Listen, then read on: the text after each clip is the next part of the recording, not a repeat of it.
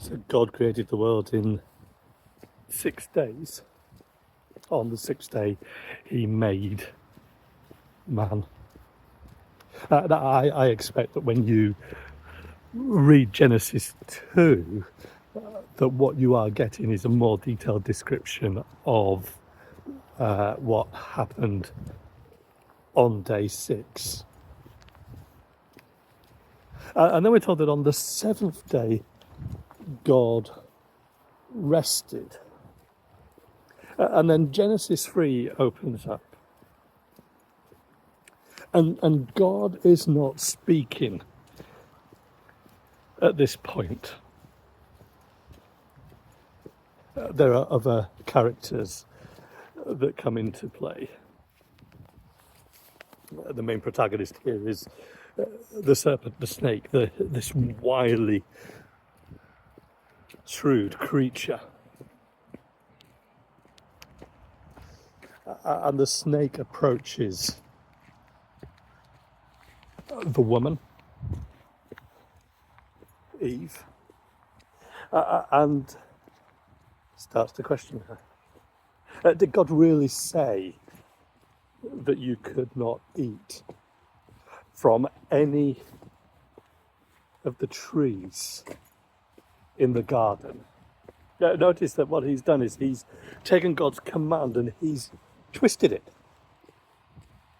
He's distorted it. He's enlarged on it. And she responds and she says, no, that's not true. God hasn't said that. God has said that we can eat from any of the trees in the garden, apart from the one in the middle, the tree of knowledge of good and evil. And God says that we're not to eat from that. We're not even to touch it.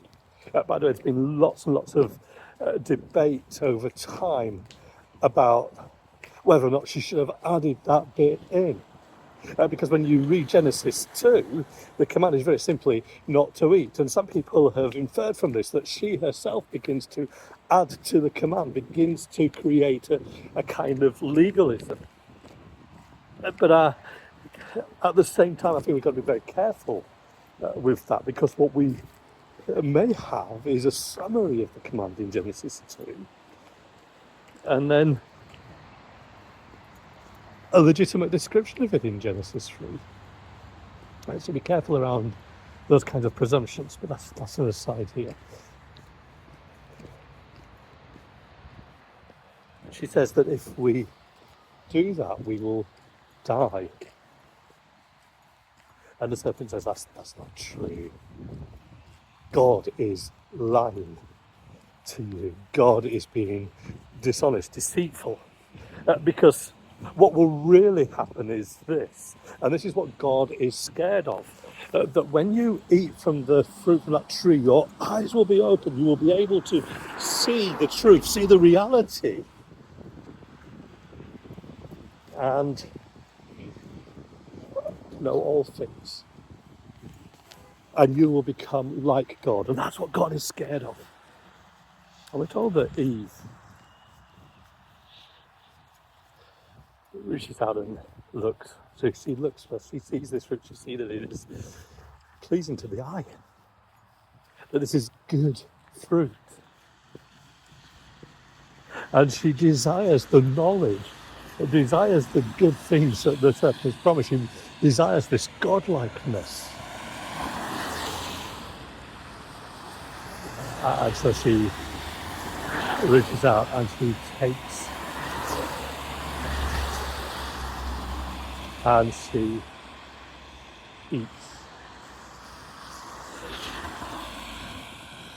And she gives some to the man, to Adam, who is with her. Notice that we're not meant to think of a scene where Eve is on her own and Adam turns up a bit later after she's disobeyed and then is sort of drawn in and complicit. No, the man and woman are very much there together. Although he seems to stay silent, fails to assert himself, fails to step in and to protect and to care for his wife, to protect and provide for her. And so they both eat. and immediately their eyes are opened. Does that make them like God? Does that make them into God? Does that make them his rival? Well, no, the consequence of them having their eyes open is not a new power, a new glory for them. Instead of having the glory of God, they are filled with shame.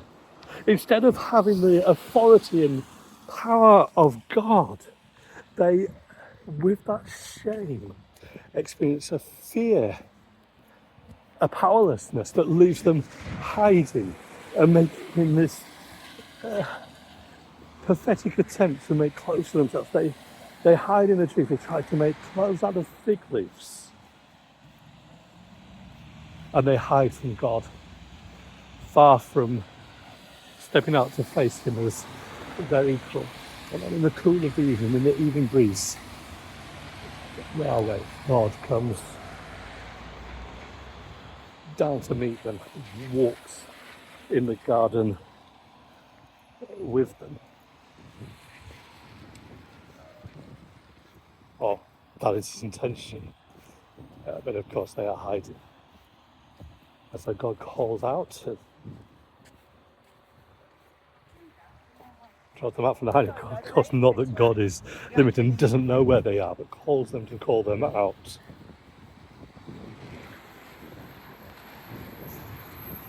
What are you doing? We're hiding. Why are you hiding? Because we knew that we were naked. Have you eaten from the tree? Yes.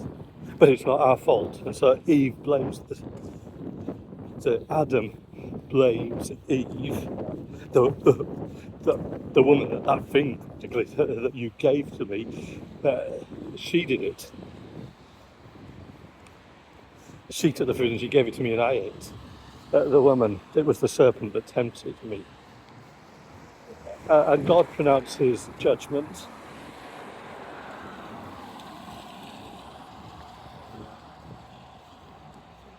The serpent will be cast down to the ground, to earth, and crawl on the dust. Some interesting questions about how we were meant to picture it beforehand, perhaps as some kind of dragon-like creature.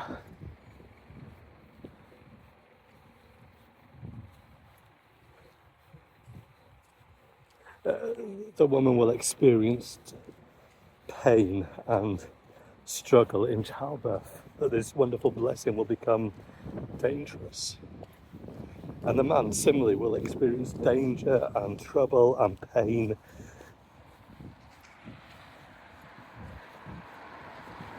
Because when he is working, the ground will not easily produce produce, but will produce thorns and thistles.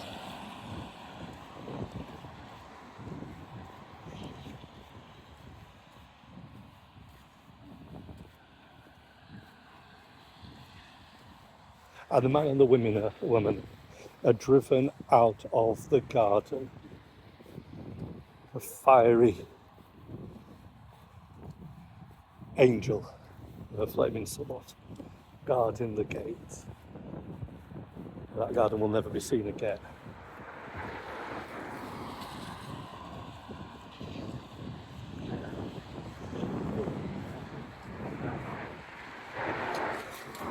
So the big story starts at the beginning with creation, and then we have what is often referred to as the fall, human rebellion. A rebellion that is about, not just about humans rebellion, but is about angelic rebellion, because what we are seeing in Genesis 3 is not just what happened to humanity, but I would argue that we are seeing what Jesus will describe as Satan's fall. The serpent is none other than the devil, than Satan, an exalted, a high and powerful angelic spirit being.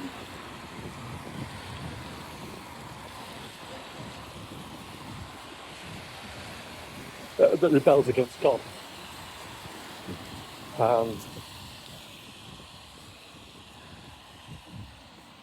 I believe that the rebellion is actually there in Eden. The rebellion is Satan's attempt to tempt. And that perhaps gives us a feeling about what is going on with Satan, what his objection is, what is it that he resents. I'm inclined to think of him being a bit like, well, this isn't the message of the parable, the older brother in Luke, resenting the younger brother and the lavish love poured out by the father to him. You see, Adam and Eve have been made in the image of God, and the Psalms will talk about that, meaning that we're made a little lower, originally a little lower than Elohim.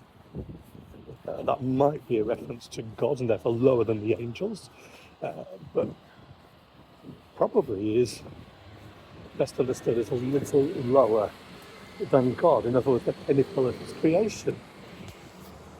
Satan's concern, the devil's concern is not for himself, some irrational belief that he can rival God, that he can take on God, but that he can depose God's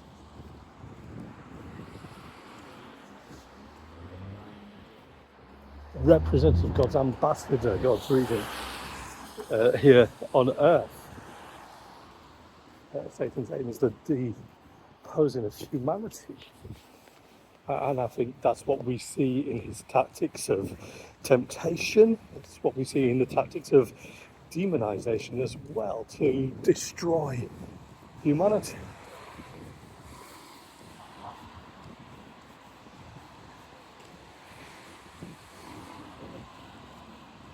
And Adam and Eve choose to listen to another creature instead of listening to God.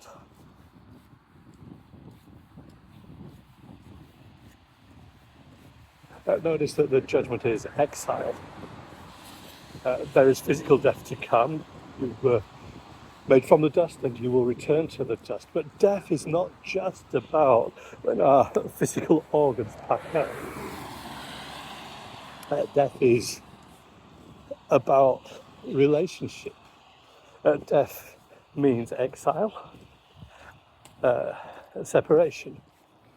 Exile from God's loving presence, exile from God's blessing and provision, exile from God's people, exile even from the ground, from the land itself. So we'll just start to think about the theme of death. Death is about where we are and who we are. And so last time we saw that the big themes in the story are to do with God's people under God's rule, benefiting from God's provision, in God's place, in God's presence. So death, the judgment, and the consequences for sin means that we are no longer God's people, receiving God's provision, God's blessing under God's rule, and we are no longer in God's presence, in God's place. And that means we're somewhere else. So we become slaves to the kingdom of Satan, of sin, of darkness, of death.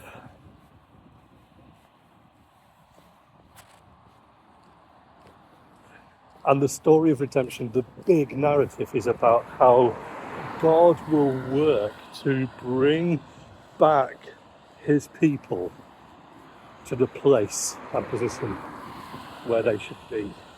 And we'll start to trace that story forward.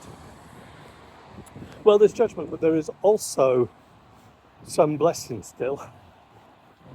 And so one of the things that God does in Genesis 3 is he clothes Adam and Eve, not with the futile effort of some bits of leaves and shrubbery, but rather with animal skins.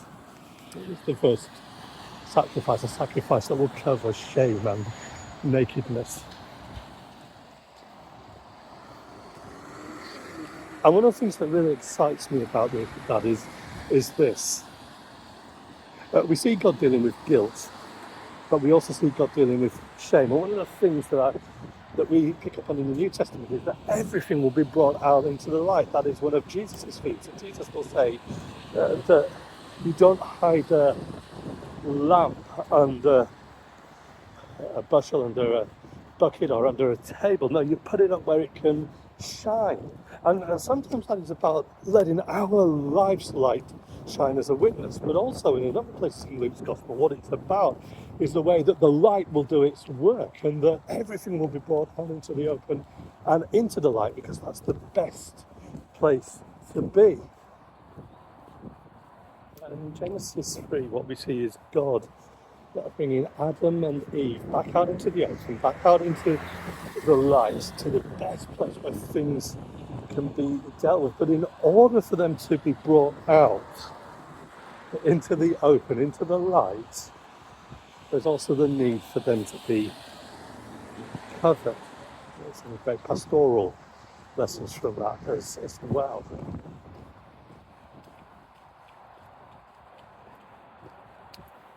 But there's blessing and there's promise. There's prophecy, there's looking forward, there's hope. And so the animal skins, the animal sacrifice, is that first pointer of how God is going to deal with the problem of sin and death.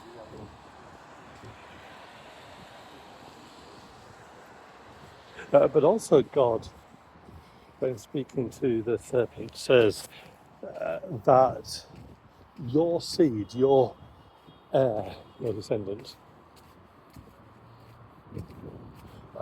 will oppose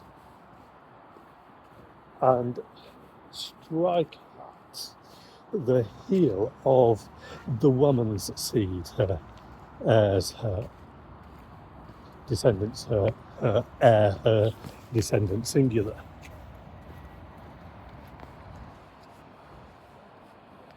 And so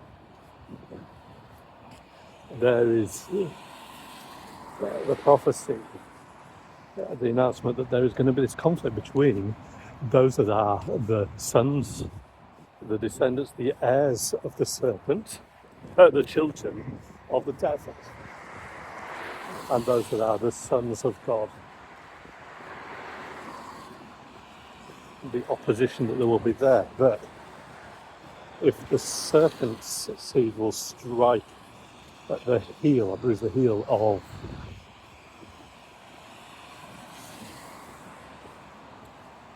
her seed, her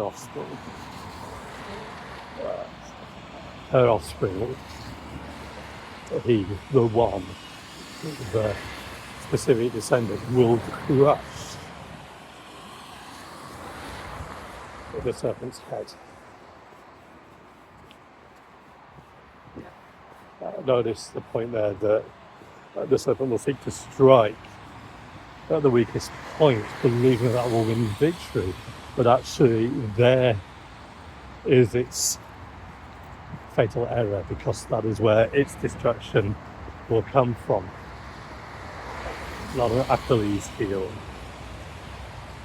but the heel of the glorious Son of God, our Saviour Jesus Christ, that has crushed the serpent, crushed Satan under his foot.